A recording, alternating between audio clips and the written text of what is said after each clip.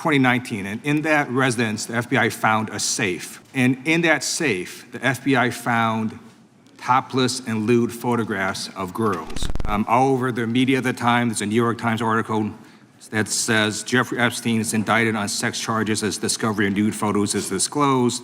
Author Michael Wolff has conducted numerous interviews of Jeffrey Epstein.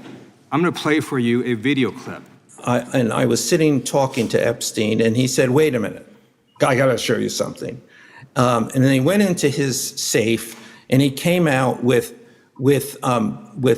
photographs. They were polaroids, I think, and it was Trump with girls of an uncertain age at Epstein's Palm Beach house. I just want to ask you a simple question. Is Prince Andrew on Epstein's client list? We have released the index of names that were in Jeffrey Epstein's. Is Donald Trump on Epstein's client list?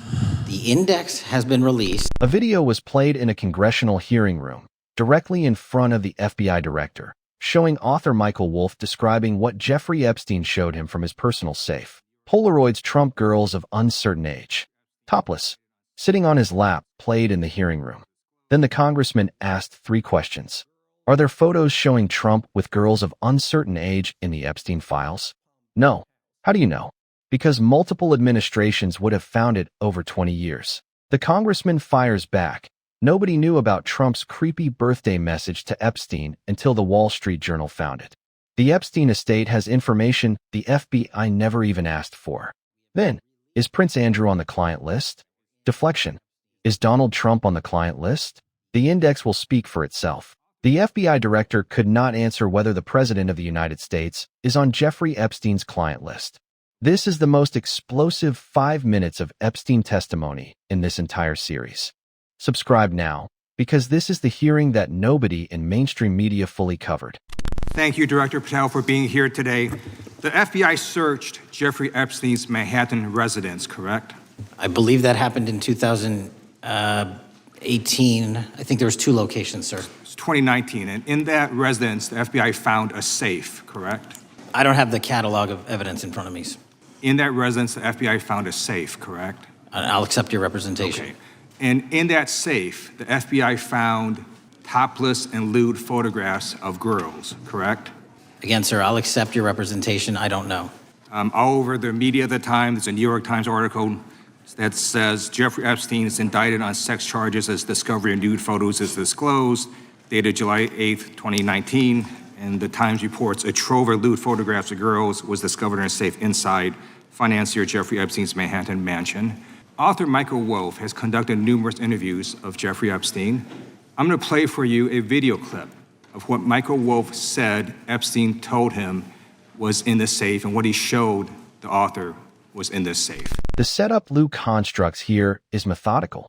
And the fact that Patel keeps accepting his representation rather than confirming from his own knowledge of the files is the first signal that something significant is coming. The safe is documented. The New York Times reported it contemporaneously in 2019 when the indictment was filed. Lewd photographs of girls found inside.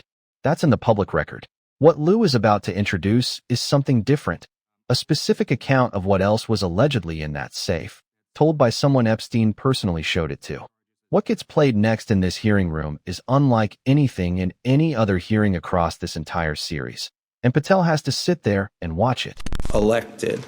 I was sitting talking to Epstein, and he said, "Wait a minute, I got to show you something." And then he went into his safe, and he came out with photographs. They were polaroids, I think, and he kind of spread them out like playing cards, and it was Trump. I mean, I think there were a dozen of them, and it was Trump with girls of an uncertain age at Epstein's Palm Beach house, where all of the things that he would ultimately be accused of took place. And I remember very vividly 3 of them. There are 2 in which Trump is, the girls, topless girls, are sitting on Trump's lap. And then a 3rd in which he has a stain on the front of his pants. And the girls are kind of pointing at it, sort of bent over, laughing. So, Director Patel, I'm going to ask you a very broad and general question. As you know, Donald Trump and Jeffrey Epstein were friends. There are, of course, photos showing Donald Trump together with Epstein, correct? I don't have the entirety of the photographs, but I think they've been photographed in public together. This clip gets played directly in front of the FBI director in a congressional hearing room. That's the institutional context that makes this moment unlike anything else in this series. Michael Wolff is a named author with a documented record of Epstein interviews. His account is specific: Polaroids, a dozen of them, Trump, girls of uncertain age, at the Palm Beach location where Epstein's crimes occurred. Wolff says he remembers 3 of them vividly and describes them in detail. These are allegations from a single source. They haven't been corroborated. The photographs Wolff describes have not been publicly produced. Whether they exist, whether Wolff's account is accurate, whether the FBI has ever examined this specific claim, none of that is established by playing a clip. But here's what is established. A named author has made a specific public claim about photographs he says he personally saw. The FBI director is now sitting in a hearing room where that claim has been entered into the congressional record, and the question of whether the FBI has ever investigated it, whether Michael Wolff has been interviewed, whether the tapes of his Epstein conversations have been subpoenaed, is exactly where Lieu goes next. Are there any photos showing Donald Trump with girls of an uncertain age? No, How do you know that? because that information would have been brought to light by multiple administrations and FBI investigators over the course of the last 20 years. Well, you know what? That's just not true, because no one knew about the creepy birthday message that Donald Trump wrote to Jeffrey Epstein until the Wall Street Journal disclosed it, and then all of a sudden, the Epstein estate provides it to Congress. Well, So certainly, you weren't there at the search. You don't know what Epstein may or may not have done with those photographs even prior to the search. Maybe someone has it. Maybe the Epstein estate has it. You raise a great point. So I'm going to ask you, have you asked to talk to Michael Wolff? You raise a great point. I haven't personally asked to talk to Has the Michael FBI Wolff, asked? but to the interview Michael Wolff? FBI, I'll get back to you if the FBI specifically So Michael Wolff asked has ever. about 100 hours of testimony of Jeffrey Epstein. Wouldn't it be good for the FBI to interview Michael Wolff? I'm not saying they haven't, I just don't know. Has FBI subpoenaed the tapes that Michael Wolff has conducted of Jeffrey Epstein? I don't know. All right, so if you could provide us an answer, that would be terrific. Well, let me ask you this question then. Have you looked at all the photos in Epstein files?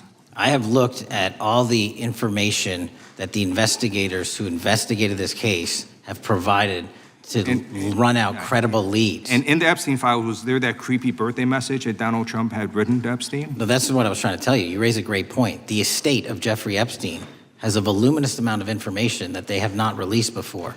Okay, so that's great. So wouldn't it be great if FBI subpoenaed the estate of Jeffrey Epstein for all that information? The estate is under no obligation to provide that material, even pursuant to a subpoena. That's a great point. Yeah, that's just false. Okay. That's just false. You're the frickin' FBI. You can subpoena the information from the estate, and you better do that. The birthday message detail is the sharpest factual rebuttal in this exchange, and it lands because it's documented.